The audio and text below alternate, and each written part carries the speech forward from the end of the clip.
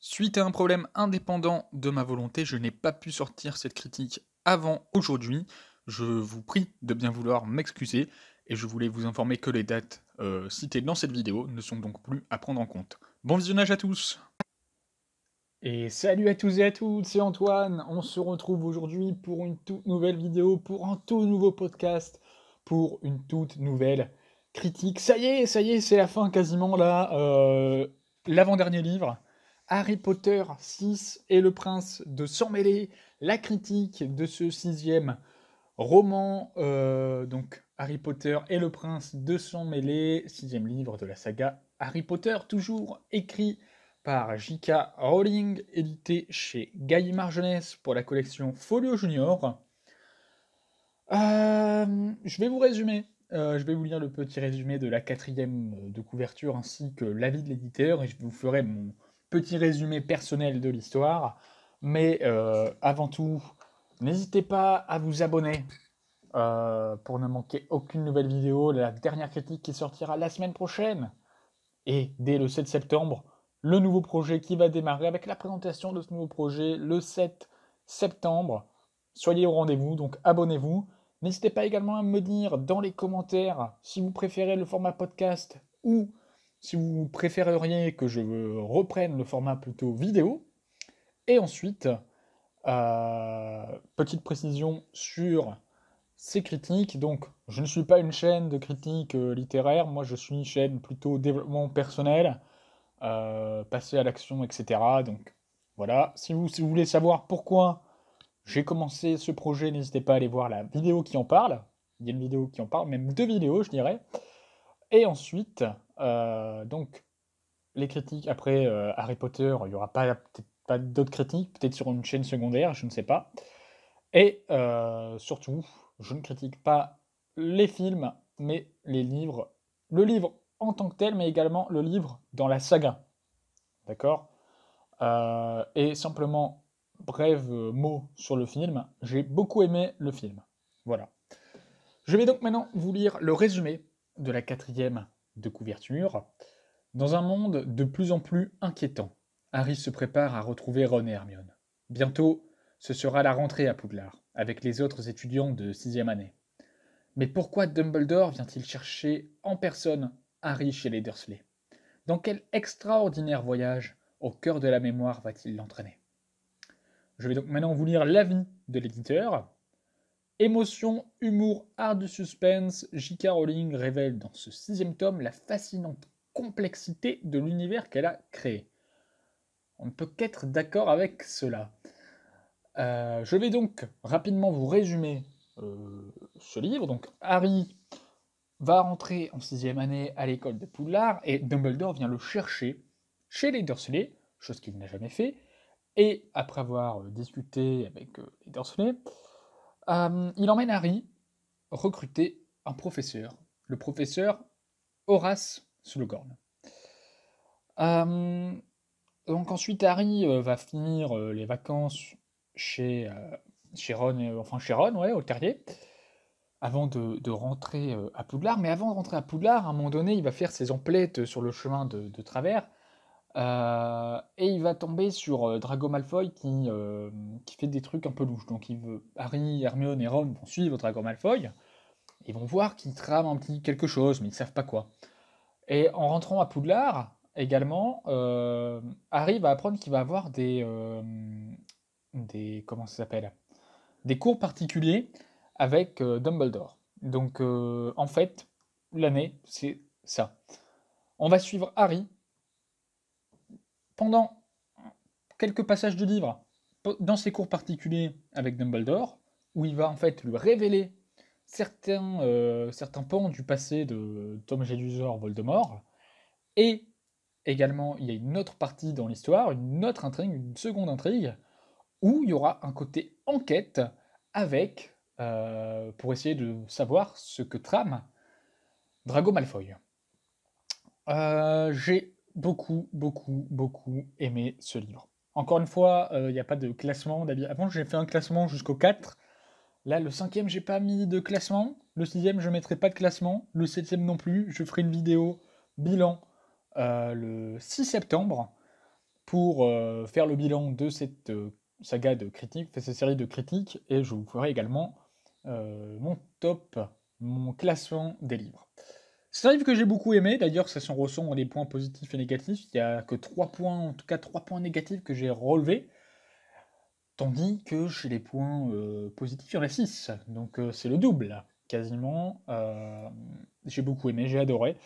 J'ai pas pu décrocher, on va dire ça, oui, je sais pas si on peut dire décrocher, mais en tout cas, j'étais complètement pris dans l'histoire. C'est une nouvelle, un nouveau pan de l'univers qui s'offre à nous, une nouvelle facette de d'intrigue, de narration qui s'ouvre à nous et que J.K. Rowling nous fait découvrir.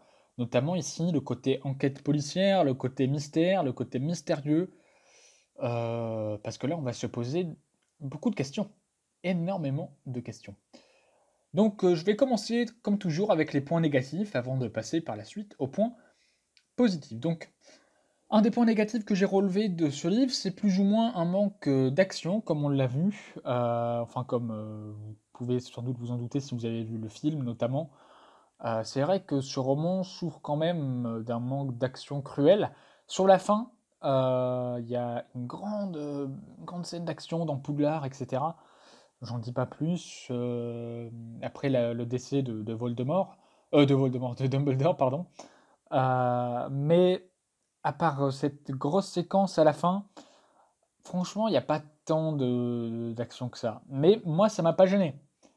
Mais je le mets quand même dans les points négatifs parce que c'est quand même à décrier. C'est vrai que s'il y avait eu peut-être un autre passage d'action en plus, ça aurait pu être un peu plus sympathique. Donc voilà, le manque d'action cruelle quand même, ça fait quand même un peu baisser la qualité du livre. Le personnage d'Horace Slughorn que je n'ai pas aimé, je pense que c'est pas... Je sais pas si si je déteste plus Slughorn que le professeur Ombrage. Mais Slughorn, il n'est pas là pour être aimé de toute façon, mais il n'est pas là pour être détesté non plus. Je compatis un peu avec lui, oui et non. En fait, le problème, c'est la mentalité du personnage en soi que j'aime pas trop. Il veut toujours être proche de ses élèves qui ont une grande notoriété ou qui ont des parents bien placés, qui ont un potentiel pour être bien placés, pour que lui puisse avoir des relations avec, attention, des personnes haut placées, des personnes de haut rang. C'est un peu une quête de pouvoir, oui, il cherche un peu en soi du pouvoir que lui-même n'a jamais peut-être pu atteindre ou oui, qu'il n'a pas pu atteindre. Donc, je ne sais pas, mais en tout cas, le personnage de Slughorn, moi, c'est pas un personnage que j'ai aimé voir dans le livre. Il a une importance, bien évidemment, au niveau des souvenirs, des cours avec Dumbledore, mais hormis son importance dans ce moment-là, le personnage de Slughorn, c'est un peu comme Lockhart en fait. Non, Lockhart j'avais aimé. Lockhart j'avais aimé, beaucoup aimé. Mais là, j'aime pas du tout. J'ai pas accroché à ce personnage malheureusement. Et ça fait descendre également la note de ce livre, en tout cas, voilà, mon affection pour ce livre. Et enfin, un autre point négatif que j'ai relevé, c'est un côté un peu trop adolescent. À certains moments, on retrouve le côté un peu chamaillerie d'adolescents, notamment les disputes entre Ron et Hermione. Ah, t'es avec une copine, ah, t'as pas osé m'inviter au bal, ah, ceci, cela, blablabli, blablabla. Vous voyez ce que là où je veux en venir, en fait, hein, de toute façon. En fait, Hermione, elle est jalouse. Mais voilà, c'est un peu un côté teenager, hein, euh, pas très prononcé, quand même, mais à certains moments, comme il apparaît quand même une grande partie du livre, bon, c'est un peu excessif à certains moments. En tout cas, moi, je l'ai ressenti comme, quand même. Je devais en faire part quand même de ce point négatif. Le côté vraiment un peu ouais, teenager, teen book. Je sais pas si ça se dit comme ça. De toute façon, c'est une saga de livres faite plus pour les enfants et les adolescents, mais là, on le ressent. Alors que dans le 5 et dans le 4, on le ressentait pas tant que ça, j'avais l'impression. Dans le 1 et 2, le 3 un peu, on ressentait quand même ce côté un peu enfantin. Le 4 et le 5, ça avait un peu disparu. Là, le 6, je dis pas que ça revient le côté enfantin, mais le côté adolescent, là, on le sent bien, notamment dans les relations amoureuses, les relations, les sentiments entre les différents personnages. Voilà, c'est un peu les points négatifs que j'ai relevés, donc le manque d'action, le personnage de Slughorn que je n'ai pas aimé, et le côté un peu trop adolescentin du livre. Je vais maintenant passer au point positif. Ça peut un peu dénoter avec le point négatif que j'ai cité précédemment, mais j'ai bien aimé la description du sentiment amoureux, notamment chez Harry. En fait, tout au long du livre, on apprend qu'Harry, en fait, éprouve des sentiments à l'égard de Ginny, la sœur de son ami, et j'ai bien aimé la façon dont c'est écrit et dont c'est traité cette relation, un petit peu, si on peut dire ça. On sent déjà d'un côté la peur chez Harry de dévoiler ses véritables sentiments, parce que il sait que Ron, donc qui était son meilleur ami, n'accepte pas trop que Ginny ait des petits copains. Hein, c'est tout à fait logique. En tout cas, je comprends le personnage de Ron. Et il a peur en fait de dévoiler ça à son meilleur ami, parce qu'il se dit, est-ce que Ron va rester mon meilleur ami? Est-ce que je gâche tout? Est-ce que je prends potentiellement le risque de gâcher une amitié avec Ron et de dévoiler mes sentiments à sa sœur, ou est-ce que je prends le risque de garder ça en moi, de le regretter et de, au final, rester ami avec Ron? Bah, c'est tout le dilemme qui va se poser en fait dans cette relation-là, et j'ai bien aimé ça et la façon dont on sent que Harry aime Ginny. On sent que ça vient vraiment du fond du cœur, ça vient du bas du ventre. Il a des papillons dans le ventre, hein, je pense tout simplement quand il la voit.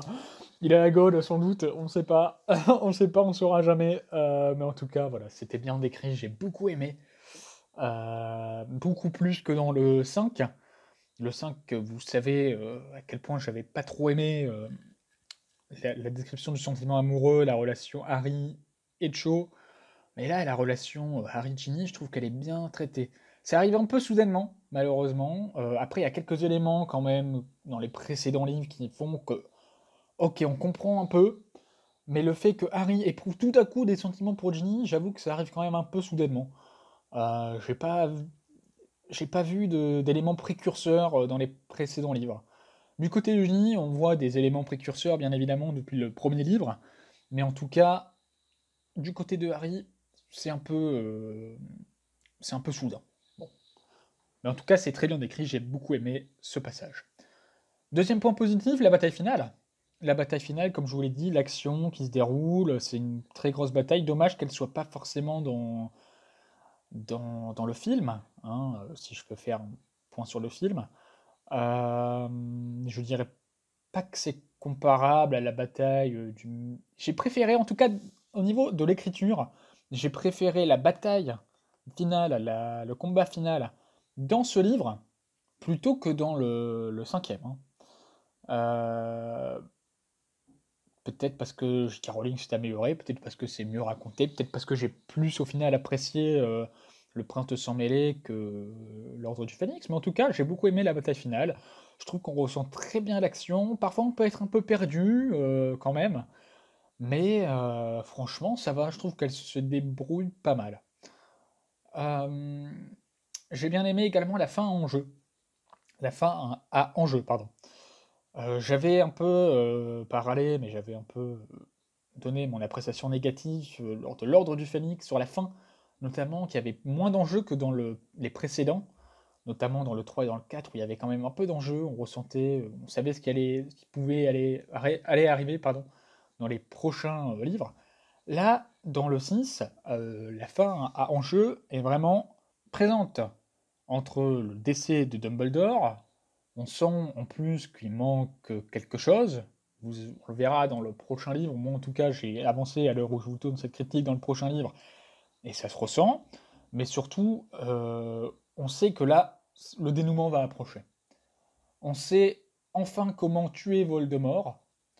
Euh, il ne manque plus qu'à Harry d'aller détruire les Horcruxes, du coup. D'aller détruire les, je crois, 5 Horcruxes qu'il leur reste à détruire. 4 Horcruxes, il me semble.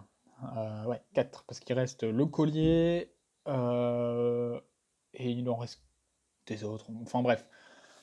Vous avez compris, la fin a en jeu, je vais pas me faire la liste là, je l'ai pas en tête et je l'ai pas sur moi.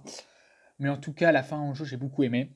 On sait ce qui va se passer, enfin, au moins, ça permet de mieux entrer dans le set et ça te donne envie de lire tout de suite la suite.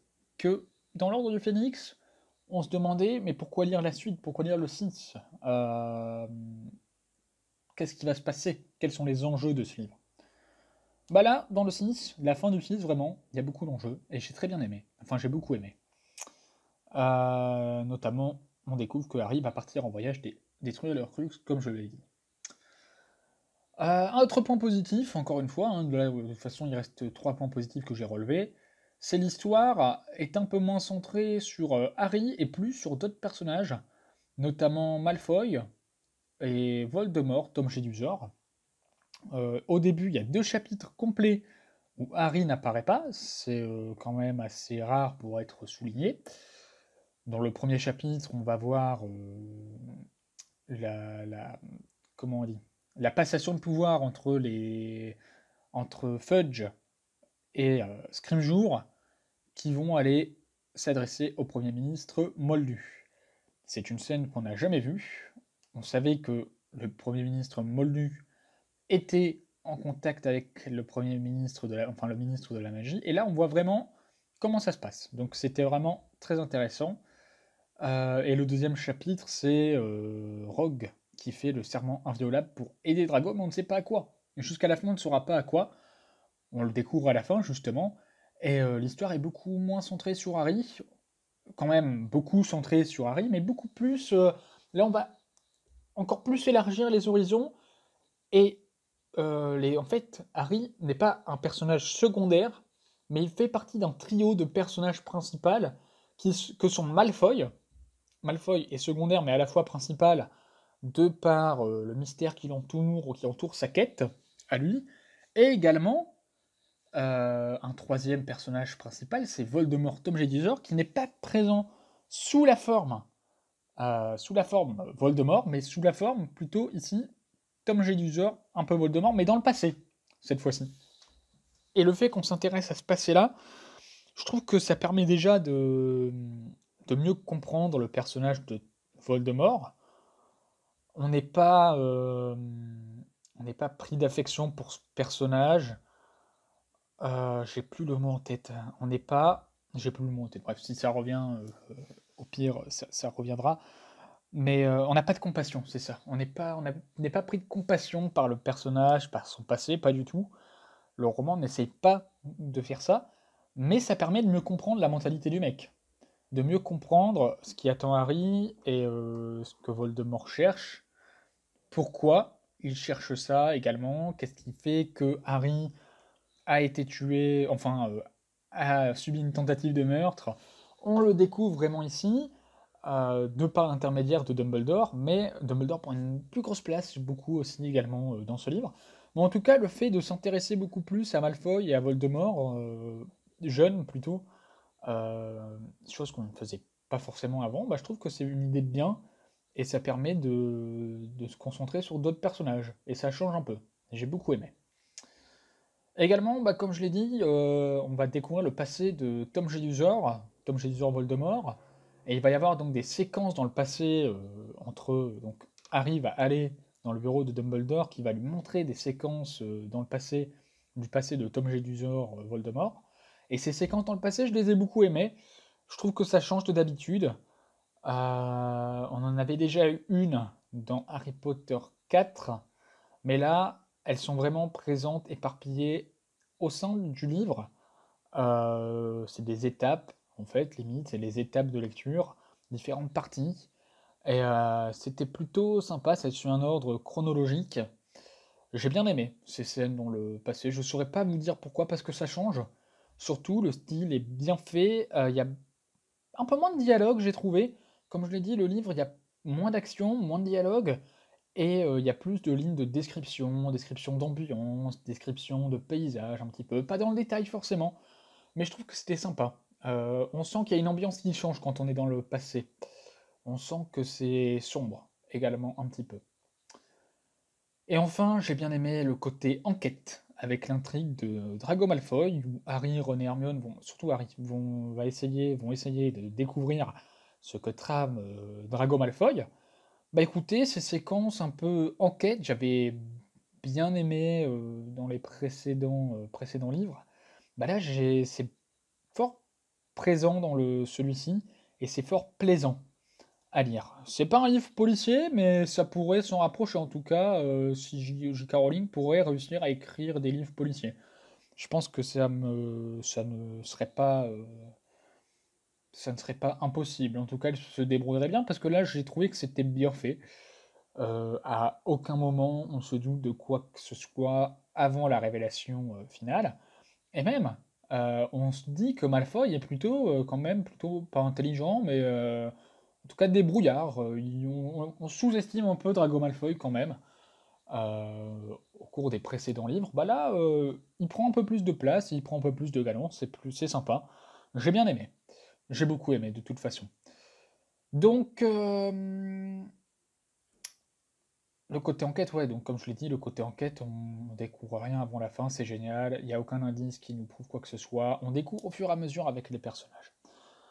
Voilà, j'ai fini en gros la critique, c'est peut-être une moins bonne critique que les autres, je sais pas, mais euh, en tout cas j'ai beaucoup aimé ce livre, voilà. Avis final, bah, c'est que le livre manque un peu d'action quand même, à certains moments, un personnage Slughorn que j'ai pas trop aimé, un petit côté adolescentin, notamment dans les relations entre Ron et Hermione, les relations entre certains personnages.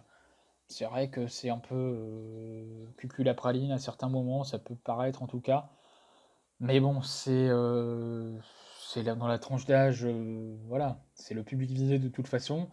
Et positif, bah, c'est la description du sentiment amoureux qui est vraiment bien décrite, notamment entre Harry à l'égard de Ginny, la bataille finale, qui est, je trouve, meilleure personnellement que dans le 5, la fin à enjeu, qui là on approche de la fin de la saga et on sait ce qui va enfin on se doute de ce qui va se passer dans le prochain livre, et ça donne envie vraiment d'ouvrir le prochain livre, de découvrir vraiment comment va se conclure cette saga.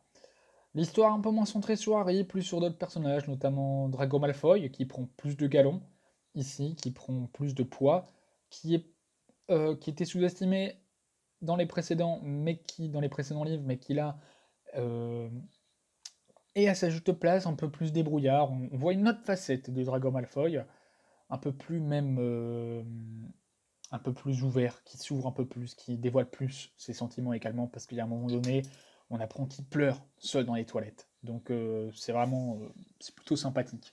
Enfin, c'est sympathique, c'est pas qu'il pleure, mais c'est sympathique de voir ce côté-là du personnage également. Un personnage plus humain. Et également les passés, donc le passé de Voldemort, Tom Jedusor, qui sont très bien faites, une bonne ambiance dans ces scènes. On aime voir ces scènes et on a envie de découvrir, d'avancer dans le livre pour voir encore plus du passé de Voldemort, Tom Jedusor. Et également le côté enquête avec l'intrigue de Drago Malfoy, bien faite, on se doute de rien jusqu'au bout. Et c'est vraiment, bah, c'est cool et ça donne envie en fait. C'est ce qui et entre les séquences du passé, il y a les séquences enquête avec Drago Malfoy et il y a également beaucoup plus de scènes de vie quotidienne. Également, en tout cas, j'ai remarqué plus de scènes de vie quotidienne dans le château avec les cours également. Donc voilà, c'est un livre que j'ai beaucoup aimé et on verra la suite. On verra le classement, là où je le classerai dans la vidéo qui sortira mardi prochain, le 6 septembre. En attendant, la semaine prochaine, c'est la critique finale, la critique de Harry Potter 7, les reliques de la mort. Normalement, si j'arrive à finir, normalement j'arriverai à le finir, mais bon, on sait jamais. Ça ne devrait pas bouger. Semaine prochaine, critique de Harry Potter 7. N'hésitez pas à vous abonner pour ne louper aucune nouvelle critique et surtout aucune nouvelle vidéo avec les nouvelles vidéos qui arriveront, les nouveaux projets, le nouveau projet surtout qui arrivera et qui sera dévoilé quant à lui mercredi prochain. N'hésitez pas à liker la vidéo si ça vous a plu, à liker si vous n'avez pas aimé, à me laisser un commentaire pour donner votre avis sur le livre, sur la vidéo, si vous préférez le format podcast ou le format vidéo. Et partagez la vidéo si ça peut également intéresser des amis d'entre vous, votre entourage. Et quant à moi, bah, je vous retrouve, je vous souhaite de passer surtout une excellente journée, une excellente soirée. et je vous dis à très bientôt. Ciao tout le monde.